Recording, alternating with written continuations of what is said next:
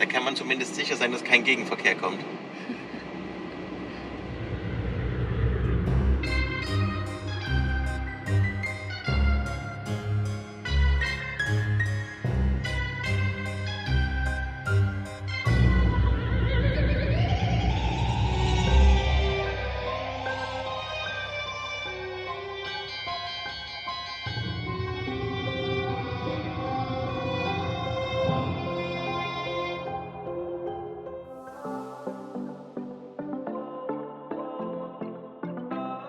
Unser erstes Ziel in Rumänien ist Timișoara. Auf dem Weg dorthin fahren wir quer durch zahlreiche rumänische Dörfer und schauen uns alles genau an. Auf den ersten Blick sieht es genau aus wie bei uns, aber eben nur auf den ersten Blick. Erstens, die Häuser sind fast nie direkt an der Straße platziert. Es gibt immer einen grünen Streifen dazwischen, auf dem etwas gepflanzt wird. Hier sind das meistens Obstbäume. Zwischen den Häusern und der Straße befindet sich oft ein kleines Kanal, wo Regenwasser abfließen kann. Zweitens, schaut euch mal ganz genau die Dachrinnen an. Die enden nicht am Boden, sondern werden vom Dach direkt in Richtung Straße geführt und dort mit verschiedensten Methoden abgestützt. So läuft das Wasser auf die grünen Streifen. Wir würden es gern mal bei starkem Regen sehen. Drittens, die Häuser sind zwar meistens klein und alt, aber bunter als bei uns. Oft sind die Farben ziemlich mutig ausgewählt.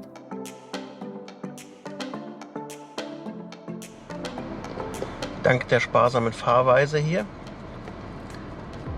haben wir so wenig verbraucht und sind von der deutschen Grenze mit 70 Litern bis nach Timișoara gekommen und würden jetzt mit einer Tankfüllung über 1000 Kilometer zurückkommen mit der gleichen Fahrweise.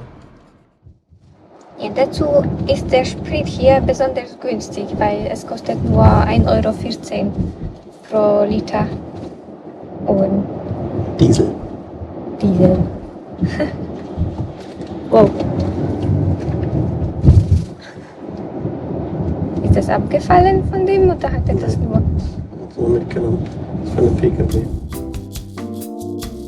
Wenn man in Timișoara einfährt, sieht es nicht sehr einladend aus.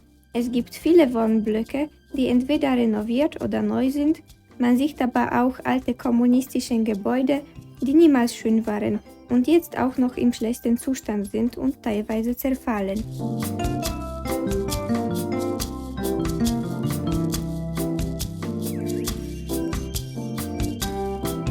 Wir biegen Richtung Altstadt ab und haben lange nicht den Eindruck, dass wir hier in einer Großstadt sind, obwohl Timișoara 300.000 Einwohner hat und damit die drittgrößte Stadt Rumäniens ist.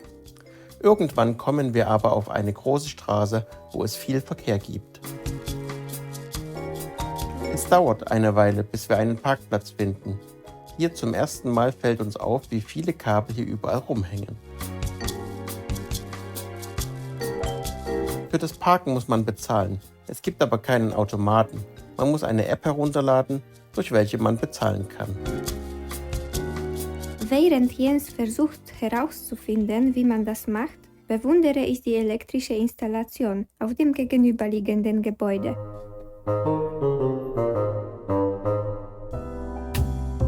Das Stadtzentrum macht einen gepflegten Eindruck und ist sehr grün. Wir laufen in Richtung Piața Victoriei, an der Kathedrale der Heiligen Drei Hierarchen vorbei. Die orthodoxe Kirche ist sehr schön und beeindruckend. Wir werfen aber nur einen kurzen Blick rein. Ich bin nicht angemessen angezogen und drinnen scheinen ein paar Menschen noch an einer religiösen Zeremonie teilzunehmen. Die Kirche ist aber auch von innen sehr prachtvoll. Wir sehen viele Menschen, die sie besuchen, und viele bekreuzigen sich oder knien sich bereits auf der Treppe draußen hin.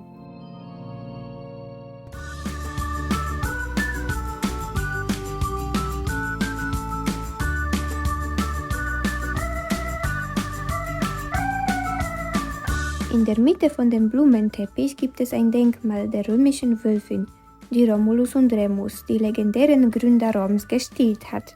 Die rumänische Sprache ähnelt ein bisschen der italienischen, weil sie sich auch aus Latein herleitet. Rumänien war nämlich ein Teil des römischen und später byzantinischen Reiches, was einen großen Einfluss auf ihre Geschichte und Kultur hatte.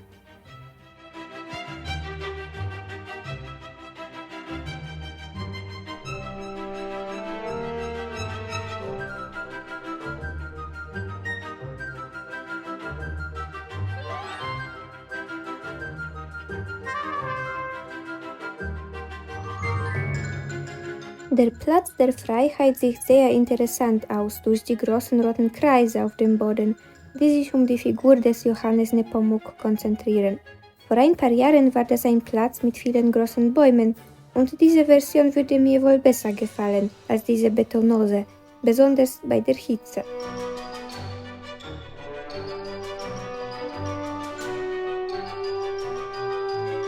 Obwohl viel renoviert wird und wurde, sieht man hier leider, dass sich viele Gebäude in einem sehr schlechten Zustand befinden. Es ist am Platz der Freiheit sichtbar, aber fällt vor allem auf, wenn man eine Straße weg vom Platz abbiegt.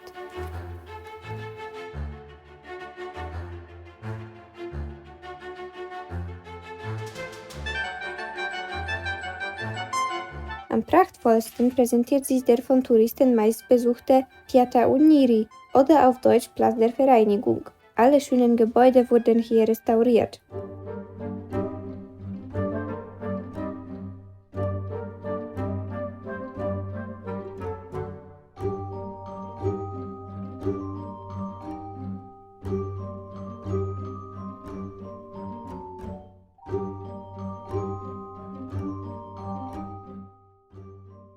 Timisoara ist eine Mischung aus Gebäuden, die wirklich lange vernachlässigt wurden und entsprechend verfallen, man sieht es deutlich an den Fassaden, und Gebäuden, die sehr schön saniert wurden oder auch modernen Elementen. Nicht alle wissen, dass Timisoara die Stadt war, wo die Rebellion gegen Ceausescu anfing. Das Volk stürmte das Parlamentgebäude und dann griff die Revolution die ganze Stadt über. Schon wenige Tage später wurde der großwahnsinnige Diktator gestürzt. Das war echt ein verrückter Typ, der sich selbst als irdischer Gott oder Genie der Karpaten bezeichnete. Wir müssen wieder GoPro auseinanderbauen und Akku rausholen und dann wieder reintun und das alles zusammenschrauben. Hier mit dem Ding. Wie heißt das Ding? Mit dem Stick oder wie auch immer das heißt, weil unser GoPro regelmäßig abstürzt und dann müsste man was filmen und man kann nicht, weil es nicht angeht. Und das ist sehr anstrengend und geht ein großer Minus von mir an GoPro.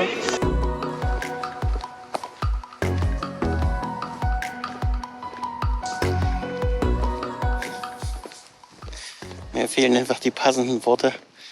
Aber ich glaube, es gibt nichts Schöneres, als bei 28, 29 Grad in der Sonne um die Mittagszeit hier durch den Rosengarten zu spazieren. Und wie man deutlich sieht, ist diese Attraktion so beliebt, ist total überlaufen. Hey, es ist doch schön hier. Stell dir vor, wie es im Frühling hier aussehen muss. Oder früher im Sommer, wenn die Rosen blühen. Er hat es geflüstert, aber ich sage euch, was er gesagt hat. Dass er sich vor der Couch das auch vorstellen kann. Kann doch nie wahr sein. Klimatisiert mit einem Glas Cola.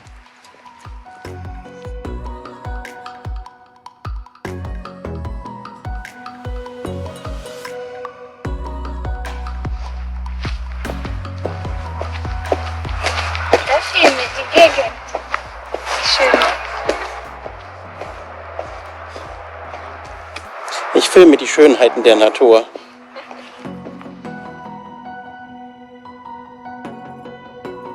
Timisoara ist auf jeden Fall sehr grün. Es gibt hier so viele Parks, dass man die ganze Stadt durchqueren kann, indem man aus einem Park zu dem anderen läuft. Im 19. Jahrhundert erfreute sich die Stadt mit einem sehr großen Prestige. Sie gehörte zu den ersten europäischen Städten, die elektrische Straßenbeleuchtung hatten. Und es gab hier auch eine der ersten Pferdestraßenbahnen weltweit. Vor allem aber lebten hier die besten Rosenzüchter, die in ganz Europa berühmt waren. Zusammenfassend, Timisoara wird auch das kleine Wien Rumäniens genannt, vor allem wegen der vielen schönen Häuser im Jugendstil. Leider befinden sich viele dieser Häuser in einem sehr schlechten Zustand und machen die Gegend eher hässlicher, anstatt sie zu verschönern. Dazu kommen auch noch mehrere Gebäude aus der Zeit des Kommunismus, die das Ganze nicht besser machen. Wir sind sicher, dass Timisoara eines Tages eine sehr schöne Stadt werden kann. Die Bilder im Internet waren diesmal aber deutlich schöner als die Realität.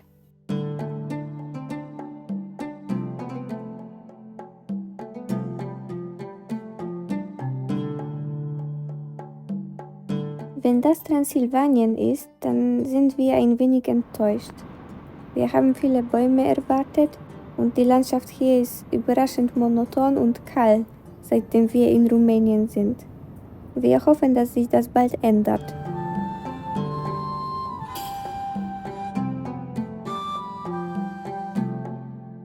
Da wir in Timisoara spontan kein Restaurant mit lokalem Essen finden konnten, entschieden wir uns etwas auf dem weiteren Weg zu essen. So haben wir einen Halt in einem kleinen Ort namens Faghe oder Faghet gemacht.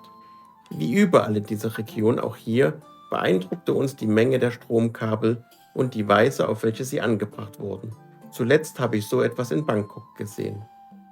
Beeindruckend war aber auch der lokale Markt, der um diese Uhrzeit schon etwas leer wurde.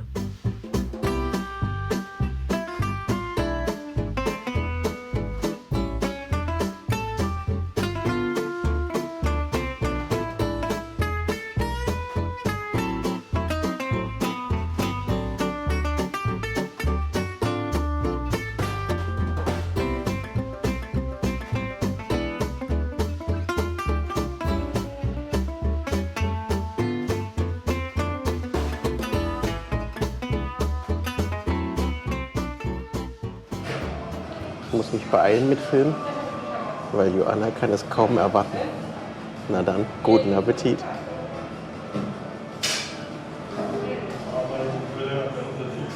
Im Übrigen ist das nur die Vorspeise.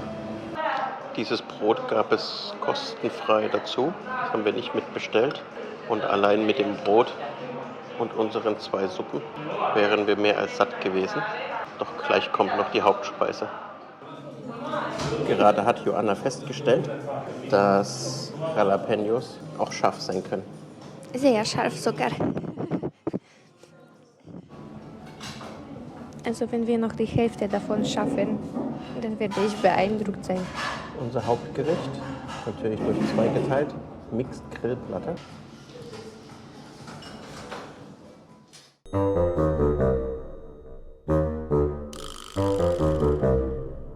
Gerade haben sich 2 Hunde in unserem Auto herumgetrieben und hatten offenbar nichts Besseres zu tun, als gegen den Reifen zu pinkeln. Alle Erstmal beide. der eine und der andere hat gewartet und hat danach gemacht.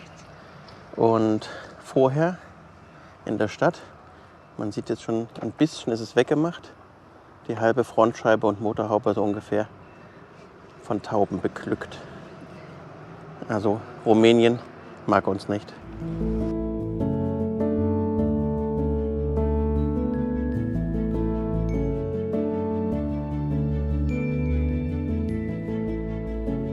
Wenn wir so durch die Dörfer fahren, sehen wir am Straßenrand viele kleine Stände mit Obst, oft mit einem kleinen Schirm ausgestattet.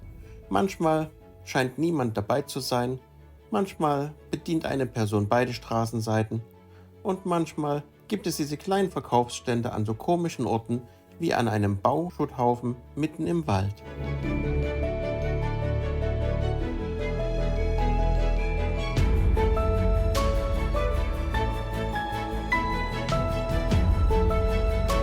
Uns ist noch eine Besonderheit aufgefallen. Die Gasleitungen werden hier oberirdisch geführt, zumindest auf die letzten Meter vor den Grundstücken. Und das nicht etwa wegen Bauarbeiten.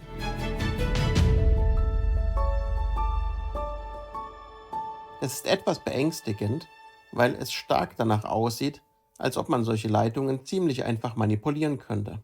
Oder auch durch einen Autounfall beschädigen. Sonderlich robust sehen sie nämlich nicht aus.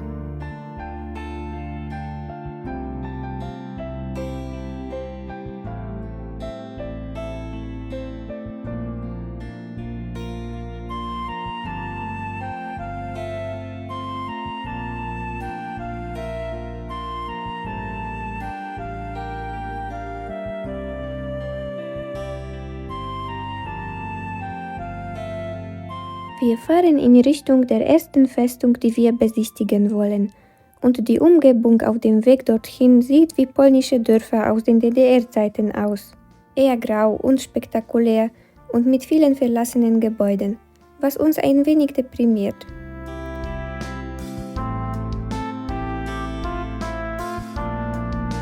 War das tatsächlich ein Fehler, Rumänien als Urlaubsziel zu wählen? Wir sind uns nicht mehr sicher.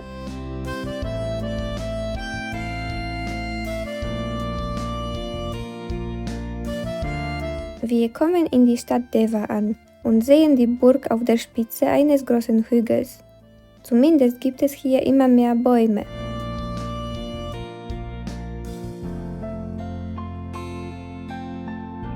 Lange kreisen wir rum, bis wir den Weg zur Burg endlich finden. Das ist gar nicht so einfach. Also wir wollten zu der Deva-Burg. Leider haben uns in eine Sackgasse gepackt, aber haben super Ausblick von hier. Und jetzt wird Jens versuchen, hier umzudrehen. Das Schild am Anfang der Straße sagte Sackgasse. Aber wer kann denn schon ahnen, dass es so gemeint war?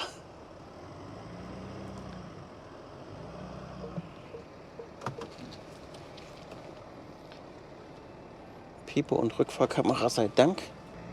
Kommen wir aber hier rum. Und wieder raus.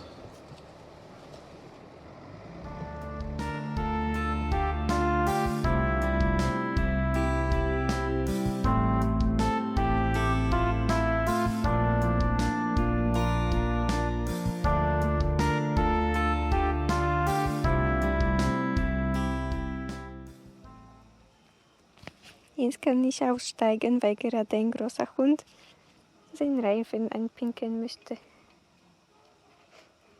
Nein, geh weg.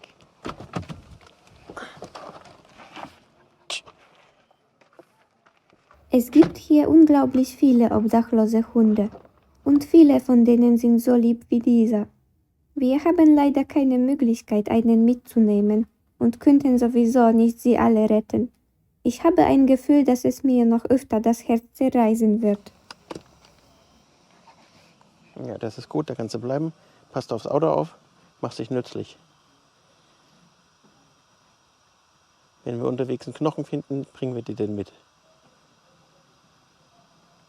Und es wird nicht in den Reifen gepinkelt. Dort wäre der nächste Kandidat zum Adoptieren. Ich weiß nicht, ob man ihn sieht, aber der liegt da im Wald. Hab schon gesehen. Die Burg Deva wurde im 13. Jahrhundert gebaut. Auf diesem Hügel gab es aber schon Festungen seit tausenden Jahren. Erinnert ihr euch an die Burg Devin in Bratislava?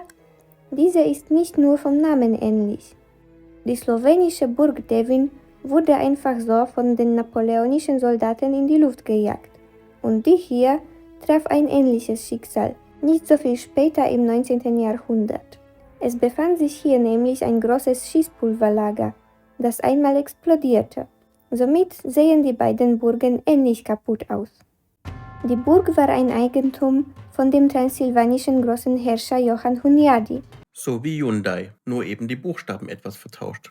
Hunyadi hatte eine sehr große Macht und sein Traum war, die osmanischen Angreifer für immer aus Europa zu vertreiben. Und in der Zeit hat eben ganz Europa gegen die osmanischen Angreifer gekämpft. Hier können wir also kurz die früheste Geschichte unseres Vlad Draculas skizzieren. Hunyadi hatte riesige und weitreichende Einflüsse, auch in Walachia, wo er Draculas Vater, den Vlad II. Dracul, als Herrscher platzierte. Vlad II. Dracul, auch Vlad der Drache genannt, hat einen großen Fehler begangen. Er half dem türkischen Sultan, Transsilvanien anzugreifen und zu plündern. Hunyadi, der über Transsilvanien herrschte und sie verteidigte, war natürlich nicht erfreut. Vlad II. Dracul verbesserte in weiteren Jahren seine Verhältnisse mit Ungarn und half den Osmanen nicht mehr. Er wurde sogar in Gefangenschaft vom Sultan genommen. Der Sultan befreite ihn ein Jahr später, nahm aber stattdessen seine zwei Söhne als Geisel, den Radu und den Vlad, der später eben Vlad III. Dracula genannt wurde. Die Feindlichkeit zwischen Hunyadi und Vlad wuchs und schließlich hat Hunyadi Walachei überfallen und Vlad II. Draculas Vater, getötet. Draculas Bruder, der älteste Sohn von Vlad dem Drachen, wurde mit glühenden Eisenstangen geblendet und lebendig begraben. Warum man ihn nicht einfach normal töten konnte, weiß ich nicht. Unterbrechen wir die Geschichte an dieser Stelle. Hoch hinauf geht es. Und wir kommen auch schon ein paar Meter. Also wir haben von unten schon mal die Drohne steigen lassen und dann um die Burg kreisen lassen. Jetzt haben wir die Drohne gesichert und gehen nun mit der GoPro nochmal zu Fuß nach oben. Also wir versuchen es. Ich denke, auf dem Hölzernen kann man bequemer laufen.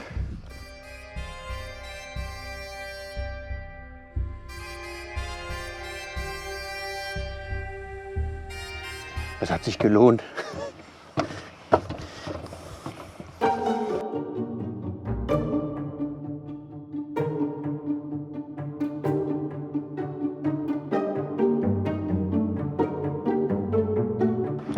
In diese Richtung sind auf jeden Fall auch andere Leute gegangen. Und ich hoffe, dass die wissen, was sie tun. Wahrscheinlich hatten die auch Leute vor sich, von denen sie dachten, dass die wissen, was sie tun. Jetzt kommt ein ganz fieser Trick. Schaut euch das an. Wenn ich es richtig lese, steht da sowas wie Tickets dran. Das heißt, nachdem man hier Hochzug gelaufen ist, gefühlte 3/4 Stunde, dann darf man ein Ticket kaufen für die letzten Meter. Wer zur Hölle kauft es denn dann nicht mehr?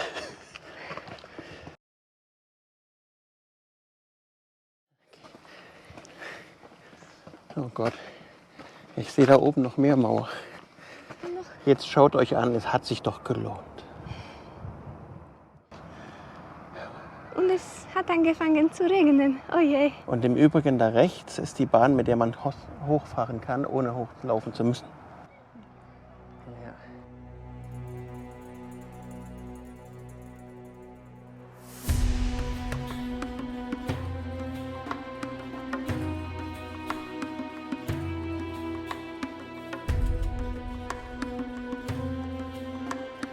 Zwischen den alten Gemäuern scheint es immer wieder Schlangen zu geben. Nicht ohne Grund stehen überall die Schilder und warnen davor. Gesehen haben wir aber bisher keine.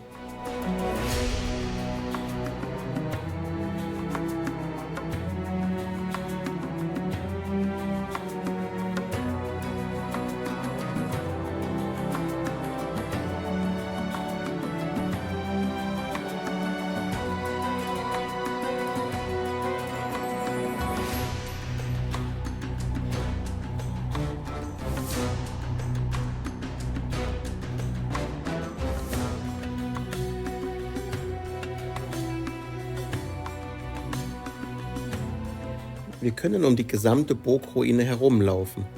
Das Mittelstück scheint nicht zugänglich zu sein, vermutlich weil es zu sehr verfallen ist.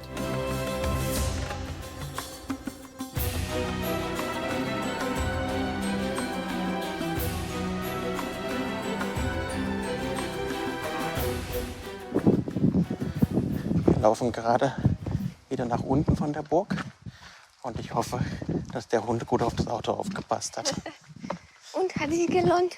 Hat sich gelohnt. Ja, siehst du, würdest du versuchen, was anderes zu sagen? Nein. Nun, nachdem das Wasser von oben kam, haben wir ein dringendes Bedürfnis und suchen uns eine Toilette. Die erste Option an einer Tankstelle war leider eine Enttäuschung. Wir sind direkt wieder rausgegangen und zum nächstgelegenen Restaurant gefahren. Dort hat es dann alles wunderbar geklappt und nun begeben wir uns auf den Weg zum Schlafplatz. Guck mal, hier oben links ist niemand und dann ist dort irgendwas Beleuchtetes. Was ist das? Das ist so eine Lagerhalle, ist eine Fabrik. Hier werden Leute am Morgen wahrscheinlich zur Arbeit kommen. Geil. Ja, wir bleiben hier in dem linken Weg stehen. In dem linken Zweig, weißt du? Ich sehe einen Scheiß, guck dir das an.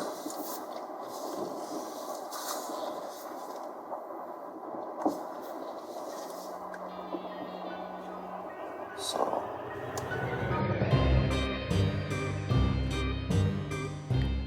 Unsere Reise führt uns tiefer ins Land hinein, Richtung Berge, hoffentlich Richtung Wald, hoffentlich Richtung mehr Natur und natürlich wollen wir unbedingt noch weitere Burgen sehen.